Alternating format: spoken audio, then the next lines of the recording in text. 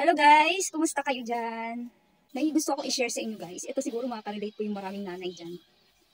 Dahil ang anak ko guys ay nag-aaral sa lungsod ng Valenzuela, meron silang libreng mga uniform. Kaya ito po ay natanggap na namin. Small naman siya guys, kaya lang napakalaki. Ayan, sinukat ko siya sa anak ko. Ayan siya guys, talagang napakalaki. So gagawin natin yun ng para. I-share ko po sa inyo kung paano mag-repair. Ang totoo niyan guys, may makina naman ako dito na pwedeng gamitin, kaya lang hindi siya running good, kaya maghahanso tayo. Mananahi po tayo sa kamay. Kaya guys, tara, samahan yung journey ko sa pananahi.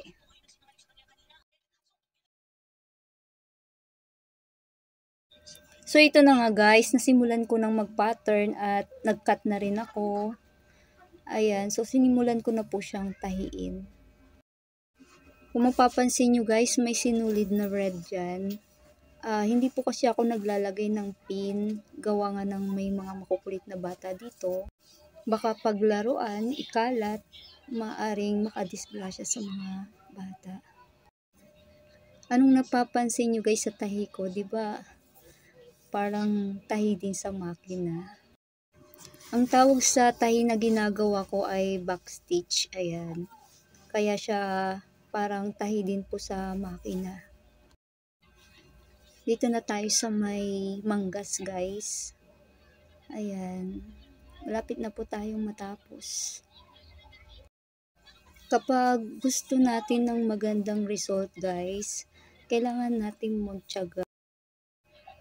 So ayan na guys, malapit na tayong matapos. So ito na yung result ng ating manggas. Ayan, diba po, napakaganda.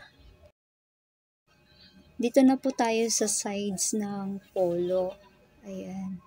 Papakita ko po sa inyo guys kung paano ako mag-aging. Ayan siya guys. So, diba napakaganda po.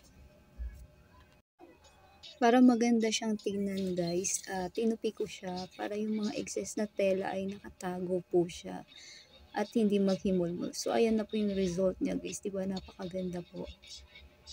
So dito naman po tayo sa may laylayan na po. Ayan, so guys, ito na po yung last part. Ayan, malapit nang matapos. Hopefully guys, may nakuha po kayong idea sa akin para sa mga wise na nanay dyan. Hindi na po kayo gumastos at sa sarili nyo po ay kaya na rin pong gawin. Ayan, sa panahon ngayon, taghirap talaga, kaya kailangan natin ng wise na nanay para tayo ay mabuhay.